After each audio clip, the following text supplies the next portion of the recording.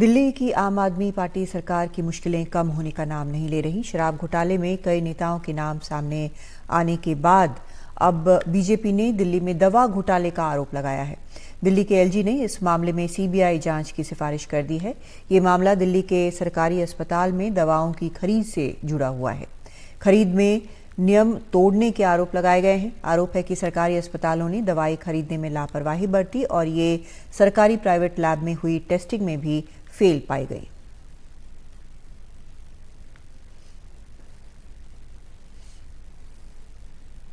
सरकार में दी जा रही जो दवाएं हैं उनके जब सैंपल लिए गए और फिर उनको जांच में भेजा गया तो 10% से ज़्यादा जो सैंपल हैं वो फेल हुए और उसके बिना पर जो दिल्ली के उपराज्यपाल हैं उन्होंने अब उस रिपोर्ट के आधार पर सीबीआई जांच की सिफारिश की है।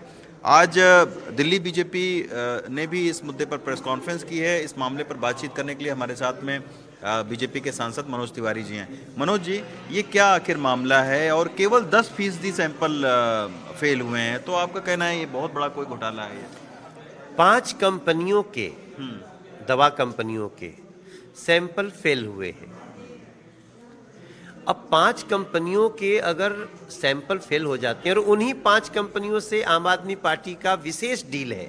अच्छा, उन्हीं से मैक्सिमम दवाएं ली जा रही हैं। अच्छा, तो आप सोचिए, जिस दिल्ली का ये दवाइयों और हेल्थ का बजट 15,000 करोड़ से प्लस का हो, वहां अगर 5-5 कंपनियों के सैंपल फेल हो रहे हैं तो ये कितना बड़ा घोटाला दिखता है और जान से खिलवाड़।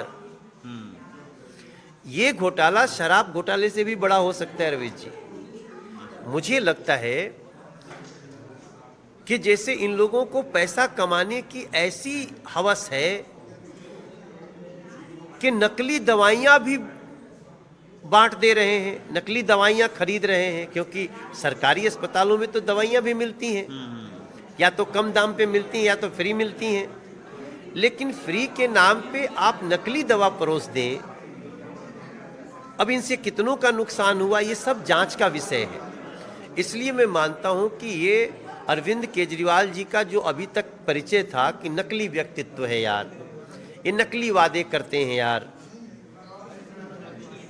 अब पता चल रहा है नकली दवाइयां भी बेचते हैं, नकली दवाइयां बांटते हैं। तो इसकी हम लोगों ने मांग की है आज कि धन्यवाद एलजी महोदय को, कड़ी जांच हो और जो भी दोषी हो उनको बख्शा न जाए, और जब तक जांच पूरा न हो तब तक स्वास्थ्य मंत्री को सस्पेंड करना चाहिए ताकि वो जांच को बाधित न कर पाए। शुक्रिया बात करने के लिए।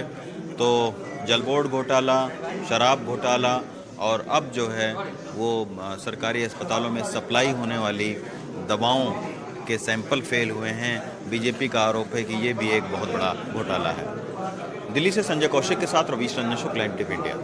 भाई अगर अब आप ये कहें कि मैं दवाई उठा के मैं खुद जो है उसको टेस्ट करूं, भाई मेरे पास तो टेस्टिंग के इक्विपमेंट भी नहीं है, मैं तो नहीं कर सकता है काम। मैं तो डायरेक्शन दे सकता हूं, मौखिक दे सकता हूं, लिखित दे सकता हूं, मौखिक भी दे दी, लिखित भी दे दी, और ये बता सकता हूं कि ये अधिकारी काम नहीं कर रहे, इनके ऊपर एक्शन ले लो।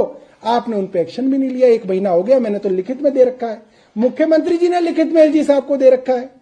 एलजी साहब कार्रवाई नहीं करना चाहते, अब कर ले, अभी भी कोई रोक नहीं है। अगर गलत दवाइयां आ रही हैं, आप कह रहे हैं लोगों की जिंदगी से खिलवाड़ हो रहा है, तो वो आदमी अपनी कुर्सी पे क्यों बैठा हुआ है? उसको तो हटा दिया जाना चाहिए था।